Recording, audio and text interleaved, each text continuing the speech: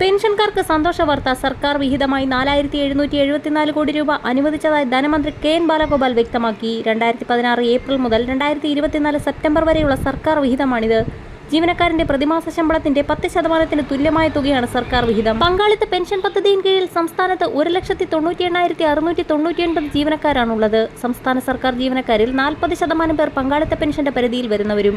2023-24 ജീവനക്കാരിൽ നിന്ന് പങ്കാളിത്ത പെൻഷൻ ഇനത്തിൽ 986.95 കോടി രൂപ ലഭിച്ചെന്നും ബാലഗോപാൽ വ്യക്തമാക്കി. പങ്കാളിത്ത പെൻഷൻ പിൻവലിക്കുമെന്നായിരുന്നു 2016 LDF പ്രകടന പത്രികയിലെ വാഗ്ദാനം. 8 വർഷം കഴിഞ്ഞിട്ടും ഈ വാഗ്ദാനം നിറവേറ്റാൻ സാധിച്ചിട്ടില്ല.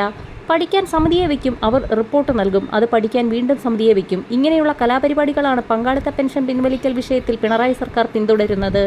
അതേസമയം പങ്കാളിത്ത പെൻഷൻ പദ്ധതി പിൻവലിക്കുമെന്ന പ്രകടന പത്രികയിൽ വാഗ്ദാനം നൽകി അധികാരത്തിലേറിയ ഇടതുമുന്നണി അത് ചെയ്യാത്തതിൽ പ്രതിഷേധം വ്യാപകമാവുകയാണ്. ഇത് സംബന്ധിച്ച് ശക്തമായ സമരപരിപാടികൾ പ്രഖ്യാപിച്ചിരിക്കുകയാണ് CPI പിന്തുണയുമായുള്ള സർവീസ് സംഘടനയായ ജോയിന്റ് കൗൺസിൽ. എന്നാൽ പെൻഷൻകാർക്ക് സർക്കാർ വിഹിതമായി 4774 കോടി രൂപ അനുവദിച്ചു എന്നുള്ള ആശ്വാസവാർത്ത പുറത്തു വന്നതോടുകൂടി പെൻഷൻകാർക്ക് താൽക്കാലിക ആശ്വാസമായിരിക്കുകയാണ്. വരും ദിവസങ്ങളിലെ എല്ലാവിധ പെൻഷൻ അറിയിപ്പുകൾക്കുമായി ചാനൽ സബ്സ്ക്രൈബ് ചെയ്യാൻ മറക്കാതിരിക്കുക.